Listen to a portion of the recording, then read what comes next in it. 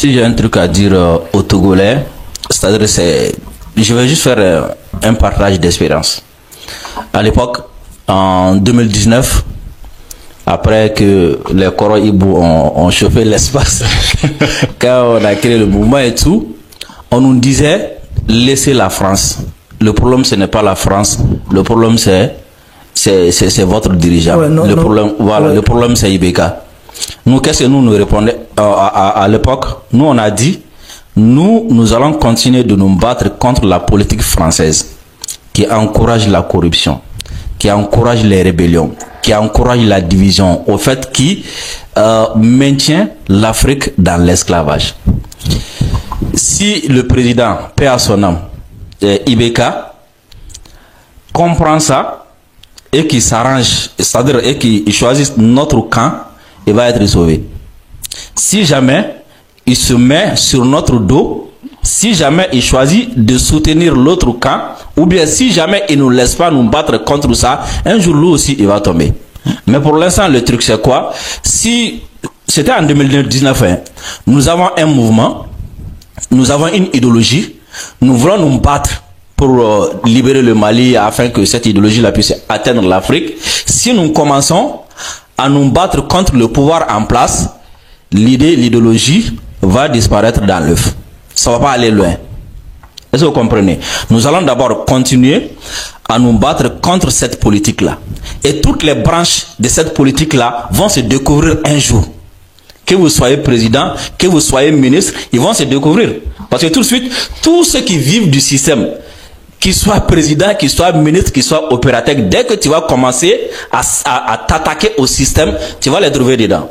Tu vas les trouver plutôt devant toi. Alors, attaquons-nous au système. Attaquons-nous au système. S'il fait partie du système, si Fort fait partie du système, une fois que le peuple togolais va s'attaquer au système, il va se découvrir. Il va se découvrir. S'il ne fait pas partie du système, ils vont savoir qui ne fait pas partie du système. Mais ce qu'il y a à craindre dans cette lutte-là, c'est quoi? Parce que à chaque fois que, si je me rappelle bien, c'était en 2022 ou 2023, la France a réuni des officiers africains, des officiers d'état-major. Ils étaient au nombre de 13 quelque chose comme ça. Est-ce que vous voyez? Et c'était pour leur parler, le coup d'état n'est pas bien, mais c'était quoi? C'était de les préparer au cas où, si un dirigeant était sur le point, ou bien si un dirigeant est sur le point de tomber, et que la France n'a pas la main sur les événements, c'est en ce moment-là que ces officiers-là vont rentrer dans la danse pour récupérer et ensuite revenir du côté de l'impérial. Donc il y a ce danger-là. Donc il faut faire énormément attention. Il faut faire énormément. Voilà. Voilà, il faut faire énormément attention à ça. Mais une chose est sûre, dès demain, je sais que le peuple togolais est en train de faire, mais dès demain, qu'ils vont mettre l'accent sur le combat contre le système, parce que quand c'est trop politique, quand c'est trop, il faut que Fort part, il faut qu'il ne part pas, ça va devenir des jeux d'intérêt, des jeux de politique, des jeux de positionnement. Vous allez voir, même le peuple, ça va pas trop parler. Mais dès que la lutte contre le système va être mise devant, en ce moment-là, nous aurons si fort il est pour ou contre le système. Et c'est en ce moment-là que le monde panafricain peut rentrer dans la danse. Parce que en ce moment, tout le monde sera découvert. Qui est qui, c'est connu. Qui est derrière qui, c'est connu. Qui veut quoi également, sera connu. C'est pourquoi je vais poser la question. Quand même, vraiment, vous avez fait de très belles analyses. Il faut comprendre que en réalité, s'il y avait une feuille de route de ces manifestants, ça, on devait essayer d'attaquer le système. Parce que nous savons très bien qu'aucun président en Afrique, en dehors des présidents panafricains, n'est venu par le peuple. Ils sont venus par la France. Et à partir du moment où on attaque le système directement, par exemple, je prends un exemple. Lorsque le peuple était sorti, surtout que ce soit les 3 jours ou bien tout le temps qu'ils ont fait les manifestations, bon, on ne sait pas qu'est-ce que le peuple réclamait effectivement. Ils ont dit le départ du président quand même. D'accord. Est-ce qu'on peut directement dire au président du parti sans donner des causes? Non, bah, ils disent la cause, c'est une dynastie au pouvoir, ça fait 58 ans. Voilà le problème. c'est la dynastie. Il n'y a pas de souci. Mais est-ce qu'en réalité, le système que nous voulons que le système libère nos présidents, est-ce qu'on attaque le système? Au Burkina, nous, on avait des banderoles. D'accord? Nous ne voulons pas l'armée française. Ouais, France dehors. Un Togolais au Burkina, en train de manifester. La France dehors. Après, on a continué les accords coloniaux. Vous voyez déjà, c'est le système qu'on est en train d'attaquer. Parce que quand il a expliqué, il fallait que j'appuie. C'est blogueur. Mais pourquoi au Togo vous ne mettez pas de banderoles France je viens de dire. Le problème est simple. Quels sont ceux qui organisent le peuple? Voilà ceux qui sont censés organiser correctement le peuple pour l'intérêt de la patrie sont en train de désorganiser. Oui, mais au Togo, il y avait un problème parce que en fait, c'était des gens qui manifestaient mais qui ne voulaient pas avoir de dirigeants. On disait que c'est des manifestations qui n'avaient pas de visage parce qu'ils avaient peur. Parce que si tu as un visage, on te prend. Oui, et quand on te prend, voilà, je vous réponds. Parce qu'en réalité, tu ne peux pas dire à fort de parti simplement. C'est pas facile. Mais c'est ce que je dis. Moi, je me suis inspiré. Non, là où je ne vous coupe pas. Le problème, ce n'est pas le départ de Fort. Mais c'est-à-dire, que faut-il faire après le départ de Fort? C'est-à-dire, qui après Fort? C'est ça le vrai débat. Si tu suivais bien ce que Mehmet a dit, c'est à partir de ce que vous mettez en avant. C'est-à-dire, on va aller concrètement. Par exemple, c'était en 2000 combien là, quand Blaise partait. 2014. Quand Blaise partait, tout le Burkina était dehors. Ouais. Les gens étaient engagés. Il était là. Ouais. Mais Blaise est parti. Il a encore fallu faire partir Kaboré et Damiba. Ouais, Roch Marc. Roch et Damiba encore. C'est comme si Blaise est parti, mais à l'époque, le système n'était pas parti. Oui. Vous avez vu? Le problème a perduré. C'est ça. En 90-91 au Mali, le peuple était dehors contre le système. Hein? Moussa Traoré est parti. Il a fallu 30 ans encore dans la souffrance pour que d'autres présidents aussi partent. Détruire afin aujourd'hui qu'on arrive à ainsi de suite quoi. Donc à chaque fois qu'il faut chasser un président, c'est la chose la plus facile quoi. D'ailleurs l'impérialisme il aime beaucoup ça. Donc il va résumer tout le problème au président, au départ du président seulement. Que c'était le président. Voilà, c'était le président, le président, soit c'était lui le problème, c'est lui seulement le problème. Et le président va partir, un autre va venir, il va continuer avec le même système. Il va faire pire même souvent. Voilà, et surtout, les gens vont être fatigués, ils vont dire, bon, on est sorti, la lutte a été volée, tout et tout. Donc, raison pour laquelle, à chaque fois qu'il faut faire partir le président, il faut que le président parte avec le système. Comme on le dit, toute révolution qui n'a pas pour but de bouleverser l'ordre social établi, n'est pas une révolution, c'est juste une réaction. Voilà. C'est clair, c'est clair. C'est une actualité dont j'ai pris connaissance en venant à cette conférence de presse. Moi, ce que je voudrais réaffirmer, c'est que Madame Niakhaday est soutenue par une grande majorité de Togolais. Et moi-même, je soutiens le courage avec lequel elle dénonce ce qui ne va pas et ce que tout le monde voit. Elle n'invente rien.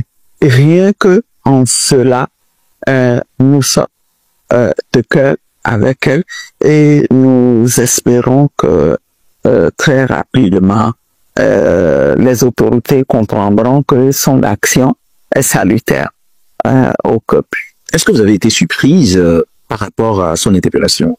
Mais vous savez, dans un contexte où à tout bout de champ on arrête les Togolais, pas plus tard que il y a 48 heures dans mes discussions avec un groupe, nous étions unanimes à nous dire que nous sommes dans une prison à ciel ouvert.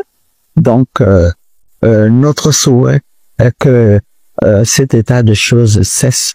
J'observe la scène politique togolaise avec attention depuis plusieurs années et je suis très inquiet aujourd'hui parce que mon pays va tout droit dans le précipice. Un pays où on égorge un colonel, un chef de corps, dans son bureau, à l'intérieur d'un camp militaire. Un pays où la torture est institutionnalisée depuis ces 20 dernières années. Un pays où on arrête de manière arbitraire les femmes, les jeunes, les moins jeunes, ou même un ancien ministre de la Défense. Un pays où le mépris de la population est devenu une pratique courante. Et d'ailleurs, nous sommes dans un pays où les milices opèrent à visage découvert avec une violence inouïe sur la population. Un pays qui ne respecte même pas les lois internationales, ni même les décisions de justice de la CEDEAO. Et un pays où la corruption est devenue la pratique courante de l'élite qui dirige le pays. Un pays où le peuple croupit dans une misère inacceptable. Un pays où les dirigeants manifestent un grand mépris pour les citoyens. Et un pays qui prive les citoyens de tous les droits fondamentaux, de toutes les libertés et de leur opportunité d'épanouissement. Un pays d'ailleurs qui a connu plus de 1000 morts en 2005 au moment où Faure Gnassingbé est arrivé au pouvoir. Et tout cela se passe dans l'arrogance d'une totale impunité. Alors, face à cette situation, les gens s'interrogent. Les gens se demandent si les Togolais ne sont pas résignés. Mais pas du tout. Les Togolais ne sont pas résignés. Ils sont traumatisés et ils sont déçus. Oui, les Togolais sont traumatisés par plusieurs années de misère, sont traumatisés par plusieurs années de violence exercée par l'État. Et bien sûr, les Togolais sont traumatisés par la torture qui est exercée sur eux lorsqu'ils manifestent, lorsqu'ils sont arrêtés. Et à côté de ça, il y a la déception. Les Togolais sont déçus par la manière dont le leadership a conduit la lutte, alors que les Togolais se mobilisent régulièrement, de manière très forte. Comme en 2012, les Togolais se sont massivement mobilisés, comme en 2005 également, ou même récemment en 2017.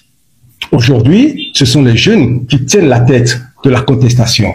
Et cette situation dure depuis 6 décennies, dont 20 ans pour Faure Gnassingbé, qui a succédé à son père qui avait dirigé le pays pendant 38 ans. Eh bien, le peuple togolais est un peuple martyr. Malgré tout cela, le régime fonctionne avec la bienveillance de la CEDEAO et de l'État français. Cependant, une chose est certaine. Quand un peuple est sous pression de manière continue, avec autant de frustration, eh bien l'aboutissement logique, c'est la violence. Ce n'est pas une opinion, c'est une loi de la nature. Si tu parles, on te tue. Non, si tu parles, on te tabasse. Si tu parles, on te tortue. Si tu parles, on te rase. Si tu parles, on vole tes biens. Regardez comment les Américains vivent aujourd'hui. Regardez comment Donald Trump fait le gros dos sur nous. Regardez comment les Dubaïotes vivent. Regardez comment les gens de la Corée du Sud vivent. Regardez comment ils vivent dans le bonheur. Bien aimé dans le Seigneur.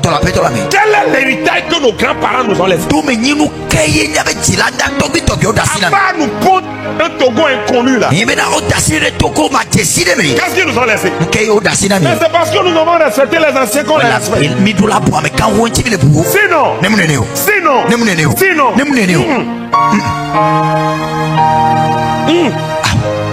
Les idoles qu'ils ont laissées là. Aujourd'hui, on a découvert ces idoles-là comme des idoles qui tuent les gens. Quelqu'un qui a fait beaucoup de guéguis, c'est lui qui se va, je te tuer. Tout ce que l'Africain fait, c'est tuer son prochain. Au point où cette tuerie là est la mode maintenant. Si tu parles, on te tue. Si tu parles, on te tabasse. Si tu parles, on te tortue. Si tu parles, on te rase. Si tu parles, on vole tes biens.